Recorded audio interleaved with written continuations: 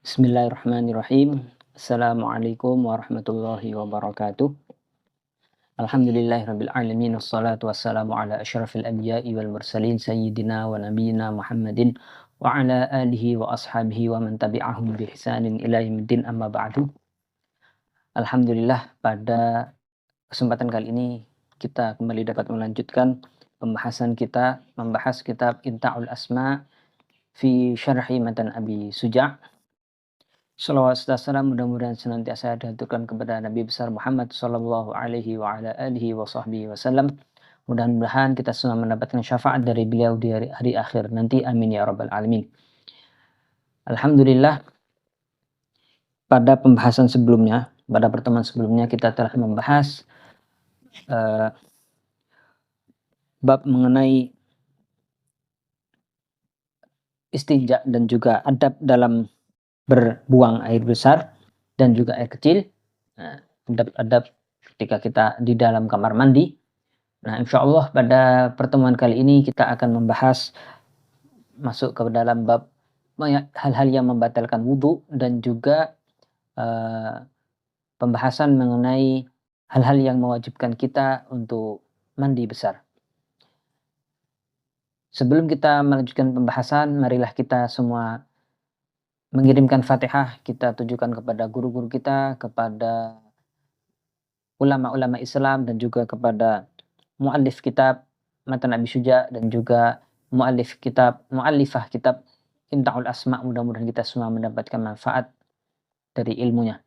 Ala dina salihah wa kulnitin taibah naqa furqan al-Fatihah. Bismillahirrahmanirrahim. Alhamdulillahirabbil alamin arrahmanirrahim maliki yaumiddin. Iyyaka na'budu wa iyyaka nasta'in ihdinas siratal mustaqim siratal ladzina an'amta 'alaihim ghairil maghdubi 'alaihim waladdallin. Rabbighfirli wa liwalidayya. Bismillah, amin. Baik, kita masuk dalam hal-hal yang membatalkan wudhu. Faslun asbabul hadas. Fasal tentang sebab-sebabnya hadas. Nah, muallif di sini ketika menerangkan mengenai hal-hal yang membatalkan wudhu, beliau memberi judulnya dengan asbabul hadas, sebab-sebab hadas. Membatal wudhu ini dinamakan sebagai penyebab atau sebab-sebab hadas, karena orang yang batal wudhunya berarti dia punya hadas kecil. Hadas ini secara bahasa adalah sesuatu yang baru. Kenapa baru? Karena awalnya kita tidak ada hadas karena punya wudhu. Kemudian batal, maka baru ada hal sesuatu di dalam diri kita.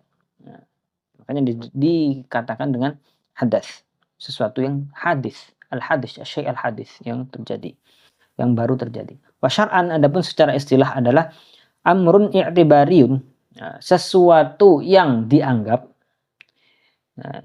yaqumu bil a'dha, yang berlaku dalam anggota tubuh.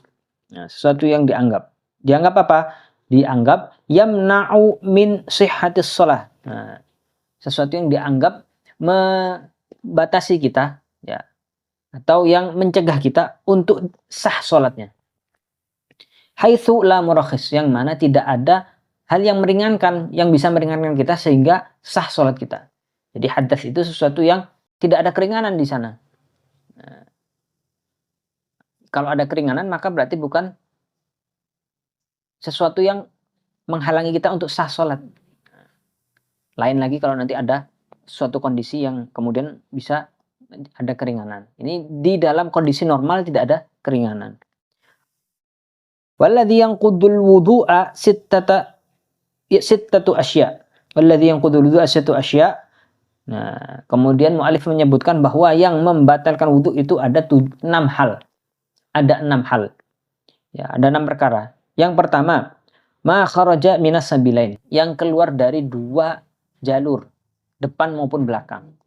Nah, ini mu'alif kitab Abi Suja' itu Matan Khoya wa Taqrib ini menjelaskan atau menyebutkan secara global saja. Adapun secara perincian, maka sebenarnya bagi seorang wanita, bagi wanita itu punya jalan keluar yang bawah, ya, itu ada 3. Nah, secara zahirnya. Salah satu makharij. Nah, yaitu 2 di bagian depan, 1 di bagian belakang. Maksudnya apa? 2 itu adalah pertama jalur keluarnya air kencing. Nah, ini secara zahir. Bisa dilihat, maksudnya kalau dibuka itu ada kelihatan. Nah, ada jalur buat kencing, kemudian ada jalurnya buat keluarnya, tempat masuknya kemaluan ketika hubungan. Yang itu masuknya ke arah rahim.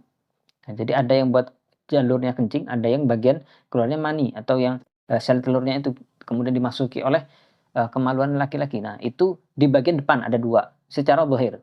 Nah, adapun yang di belakang itu 1 buat keluarnya kotoran. Nah, bagi laki-laki, nah laki-laki juga ada 3. Nah, bedanya kalau laki-laki 3 ini yang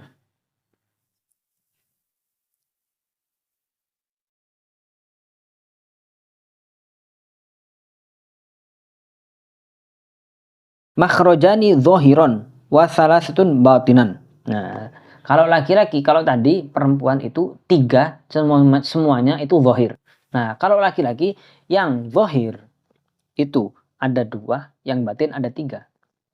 Jadi yang nampak itu ada 2, tapi sebenarnya ada 3 laki-laki. Kalau tadi perempuan 3-tiganya itu zahir. Kalau laki-laki sebenarnya ada 3 juga, tapi yang nampak hanya 2. Nah, apa saja? Yaitu di bagian depan kita melihat hanya 1, padahal itu ada 2. 1 keluarnya mani, nah yang kedua keluarnya air kencing. Itu ada 2 jalur di situ. Kemudian di belakang ada 1, yaitu tempat keluarnya kotoran. Nah, ini bagi laki-laki. Nah, semua yang keluar dari kemaluan ini, depan ataupun belakang, itu membatalkan wudhu. Nah, sawaan an-nadir wal mu'tad, meskipun yang keluar itu yang normalnya keluar atau yang jarang keluar. Karena ada misalkan orang mustahadah. Istihadah itu kan tidak normal keluarnya. Nah, tapi itu tetap sebenarnya membatalkan wudhu. Nah, tapi kemudian kalau orang sedang istihadah, maka ada tadi ketentuan-ketentuan yang mana membolehkan dia sholat meskipun dalam keadaan hadas. Tapi ada syaratnya. Syaratnya seperti bersuci lebih dulu, kemudian wudhu, dan secepatnya untuk sholat. Nah, seperti yang sudah kita jelaskan di pertemuan-pertemuan sebelumnya. Wat tahir wan najis. Nah, sama saja yang keluar tuh meskipun suci. Apa yang keluar suci? Seperti mani. Tetap saja keluar mani juga kita menjadi hadas besar. Nah, ataupun yang keluarnya itu najis, apalagi yang keluarnya najis seperti kencing, atau kotoran. Hatta law adkhala ar-rajulu awil mar'atu syai'an fi ahadi makharijihima thumma akhrajahu. Nah, meskipun misalkan ada seseorang memasukkan sesuatu dari ada seorang yang memasukkan sesuatu ke duburnya atau ke kemaluan kemaluannya lah, mana saja. Kemudian sesuatu itu dia keluarkan, setelah dimasukkan dikeluarkan. Nah, itu batal. Pokoknya sesuatu yang keluar dari dalam itu meskipun yang awalnya dari luar itu tetap membatalkan wudhu.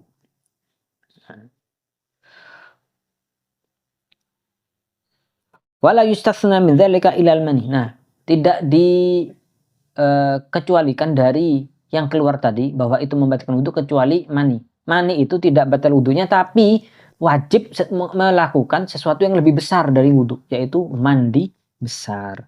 Nah, di sini dikatakan li'annahu aujaba a'zam al-amrayni. Karena dia telah mewajibkan sesuatu yang lebih besar, yaitu apa? Al-ghusl, mandi. Nah.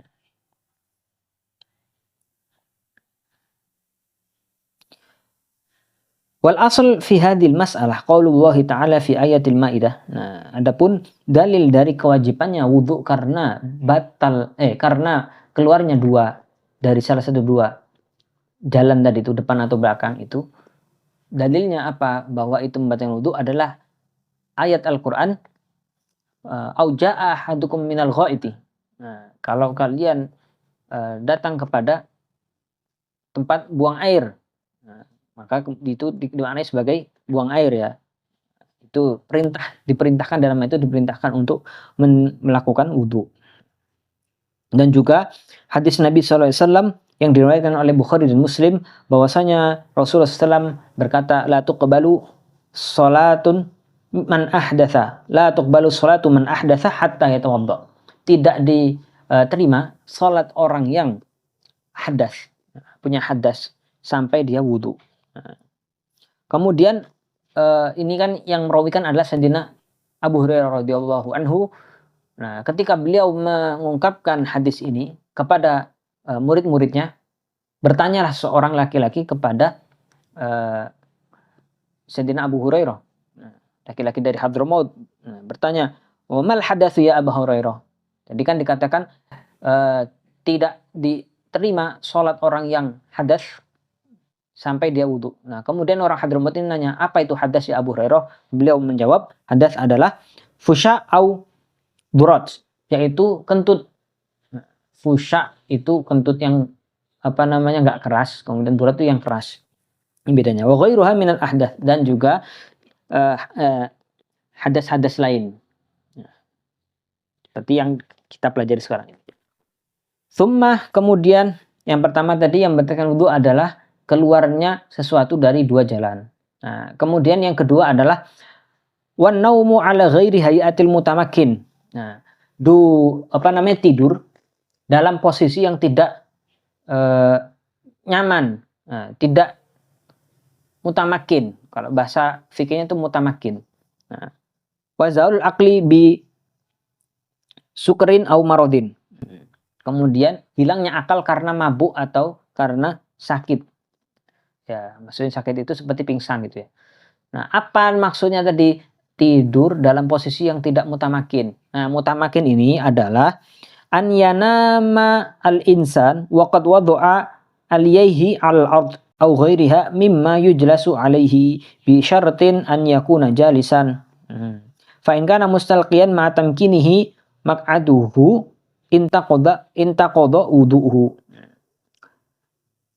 Jadi yang membatalkan wudu adalah ketika tidur dan dalam posisi yang tidak mutamakin. Kalau posisinya mutamakin, maka tidak batal wudu. Nah, apa itu posisi mutamakin? Nah, apa itu posisi mutamakin? Dikatakan, jadi kan yang membatalkan wudu adalah ketika tidur dalam posisi yang tidak mutamakin. Nah, kalau mutamakin tidak batal wudu. Nah, posisi mutamakin adalah tidurnya seseorang dan dia dalam keadaan dia meletakkan kedua pantatnya di atas tanah. Seperti ini, di atas tanah, dua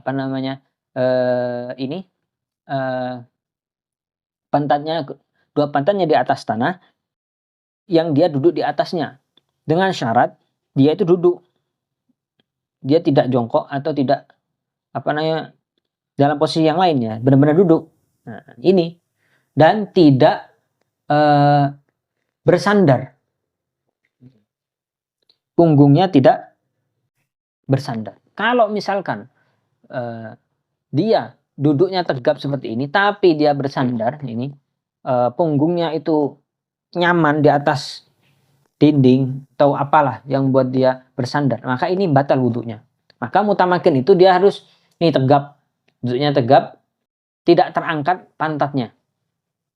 Tidak terangkat pantatnya. Kalau misalkan dia tidur sampai kemudian terangkat pantatnya, maka ini batal wudunya. Maka harus posisi seperti ini. Meskipun dia gini-gini, goyang-goyang, gimana-gimana, selama ini tidak terangkat pantatnya, maka tidak batal wudunya. Dan dia punggungnya tidak nyaman, nempel betul dengan dindingnya, bersandar. Kalau udah bersandar itu, maka kemudian batal wudunya. Kenapa kemudian kok batasannya itu dengan bersandar? Karena kalau orang itu bersandar ini ya, seperti ini, sebenarnya enak gini kan. Nah, itu pantat ini tidak betul-betul tertekan, tidak benar ditekan, dan ada kemungkinan ketika dia tidur ini ada sesuatu yang keluar dari pantatnya, udara atau sesuatu yang mana itu membatalkan wudu. Karena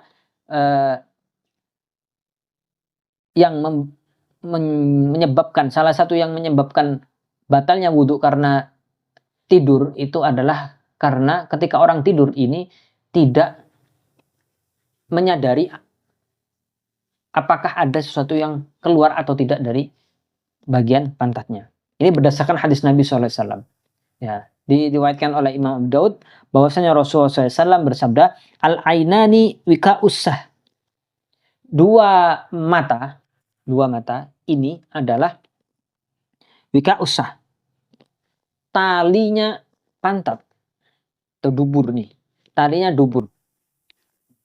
Kalau pantat kan bukan yang keluar darinya sesuatu ya, jadi dubur itu ya. Jadi dua mata adalah talinya dubur. Nah, faman nama minkum falyatawaddo, maka di antara kalian siapa yang tertidur atau tidur, maka hendaknya dia wudhu. Nah, hendaknya dia wudhu. Nah, kemudian apa batasannya kemudian kok kalau dia duduknya itu mutamakin, duduknya itu tegap gini, tidak bersandar, kok kemudian tidak batal wudhu?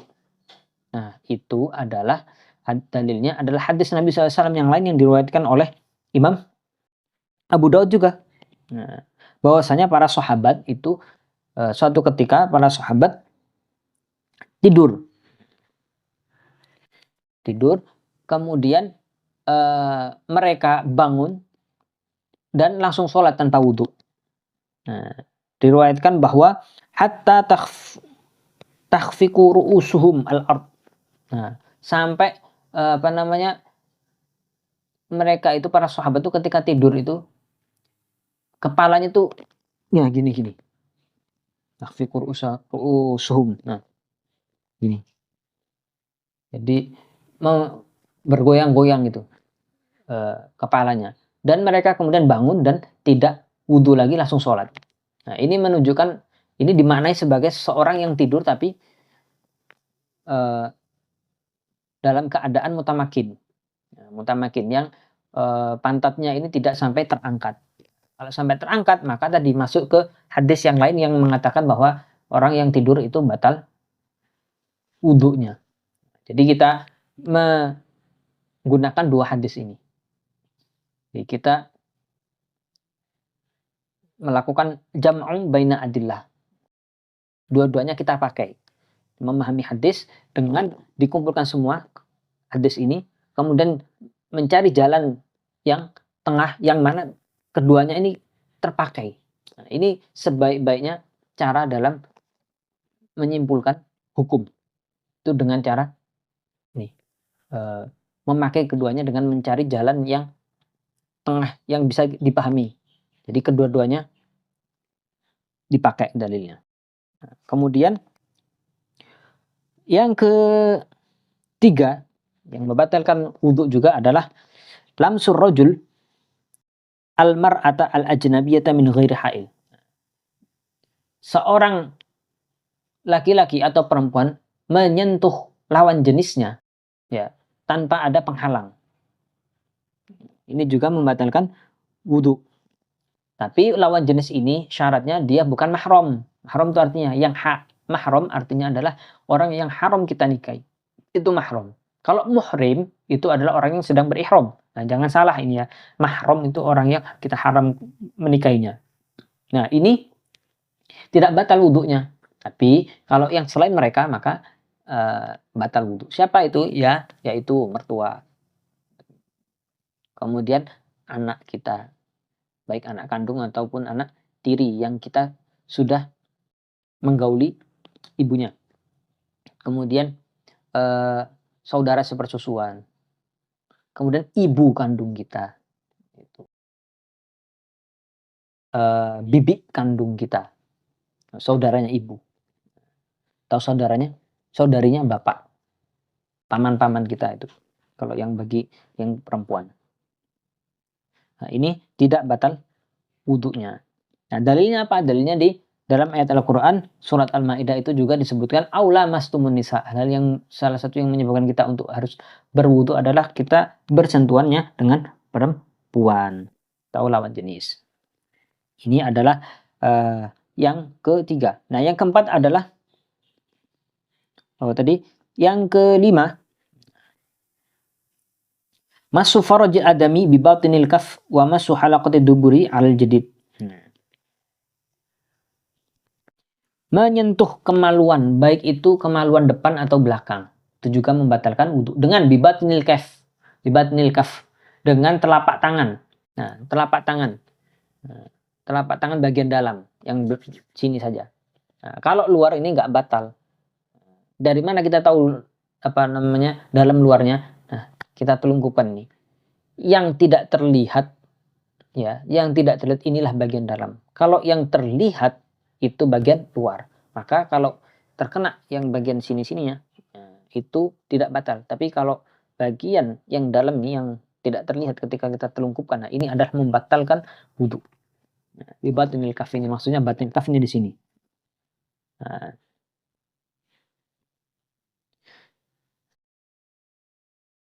ingat ya, kemaluannya anak Adam. Maka kalau kemaluannya binatang, maka tidak batal wudhu. Nah, kemudian terakhir masu halaqati duburi al. Nah, ini jadi ada 6. 6 itu apa saja? Keluarnya sesuatu dari 2 jalan. Nah, kemudian yang kedua, tidur dalam posisi yang tidak mutamakin tadi. Kalau mutamakin tidak membatalkan wudhu. Kemudian yang ketiga, hilangnya akal karena mabuk atau karena sakit, seperti pingsan. Nah, itu wudhunya batal. Nah, apa dalilnya juga membatalkan wudhu kalau orang yang mabuk? Nah, dalilnya tadi sama, orang tidur saja batal wudhunya, apalagi yang sampai mabuk, maka batal wudhunya. Nah, kemudian yang keempat, bersentuhannya laki-laki dan perempuan, atau bersentuhan dengan lawan jenis. Kemudian yang kelima yaitu menyentuh kemaluan dengan telapak tangan bagian dalam. Kemudian yang keenam, menyentuh kemaluan bagian belakang. Nah, jadi beda ini. Kenapa kok bisa ada 6? Karena beliau ini mu'alif membedakan antara menyentuh kemaluan depan dan menyentuh kemaluan belakang. Nah, sebab di pendapat qadim mazhab Syafi'i itu kemaluan belakang itu tidak membatalkan wudhu. Tapi di pendapat barunya mazhab Syafi'i, yang ini dianggap sebagai pendapat mu'tamad yang kuat, bahwa menyentuh kemaluan belakang juga batal wudhu. Jadi ada 6. Nah, kemudian apa perbedaannya orang yang menyentuh kemaluan depan, menyentuh lawan jenis dengan menyentuh kemaluan? Nah, ini bedanya. Masun sama lamsun. Kalau nyentuh lawan jenis, nah itu dengan semua bagian kulit. Nah, sedangkan kalau menyentuh kemaluan itu hanya bagian ini, dalam. Kemudian yang kedua, menyentuh lawan jenis itu syaratnya dia atau lawan jenis kita itu yang kemungkinan kita bisa menikahinya. Bisa menikahinya dan kita bernafsu dengan lawan jenis ini. Nah, maka tidak membatalkan wudhu apabila dengan lawan jenis yang masih belum balik. Nah, jadi syaratnya yang lawan jenisnya itu sudah balik. Kemudian yang kalau yang tadi menyentuh kemaluan itu tidak disyaratkan yang kita sentuh itu balik, maka menyentuh kemaluannya anak kecil juga membatalkan wudhu. Nah, kemudian yang berikutnya, menyentuh lawan jenis itu membatalkan wudhu baik yang disentuh maupun yang menyentuh, itu batal. Nah, adapun menyentuh kemaluan anak Adam itu yang batal hanya yang menyentuh, yang disentuh tidak batal. Maka misalkan kita ada anak yang sudah mumayyiz itu kan, kita sentuh kemaluannya, nah itu dia tidak batal, kita yang batal, kita yang harus wudhu lagi. Kemudian faslun fi mujibatil ghusli, hal-hal yang menyebabkan kita wajib mandi wajib. Nah, itu ada 6. Yang pertama, iltiqaul khitanain. Nah, bertemunya 2 khitan. Yang di khitan apa? Yaitu tempat khitannya laki-laki dan berkhitannya perempuan. Nah, laki-laki khitannya mana? Khitannya itu ini, cungkupnya itu kan, depannya itu helmnya dibuka, kemudian diambil darinya. Nah, kemudian dijahit. Nah, itu tempat khitannya laki-laki. Ini kalau ketemu sama khitannya perempuan, apa khitannya perempuan? Khitannya perempuan itu adalah klit klirotisnya apa? Bahasanya klirotisnya, kelentitnya itu. Nah, kelentitnya laki-laki perempuan. Nah, itu cara khitannya mereka itu diambil bagian situ sedikit. Nah, itu kalau sampai ketemu, nah maka maka wajib mandi besar. Nah, maka batasannya itu tidak sampai walaupun tidak sampai klimaks, masuk saja bagian kepalanya itu sudah wajib mandi. Nah, ini ada 6 yaitu tadi iltiqal khitanin. Wa illam yunzil. Nah, hadis Nabi SAW ini dalilnya yaitu riwayat Imam Muslim. Idza iltaqal khitana ini kalau bertemu ada dua yang dikhitan itu faqad wajibal ghusl maka wajib mandi. Wa in lam yunzil meskipun tidak sampai klimaks. Kemudian yang kedua yang mewajibkan kita untuk mandi wajib adalah inzalul mani. Ya, keluarnya mani baik itu dari laki-laki maupun perempuan. Baik itu dengan syahwat atau dengan tidak syahwat. Nah, itu tadi bertemunya dua khitan ini meskipun lawannya itu adalah hewan. Meskipun lawannya hewan.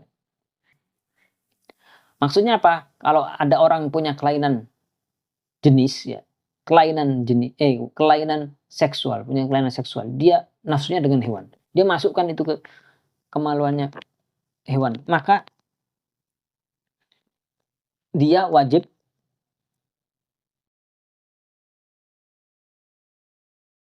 mandi wajib. Nah,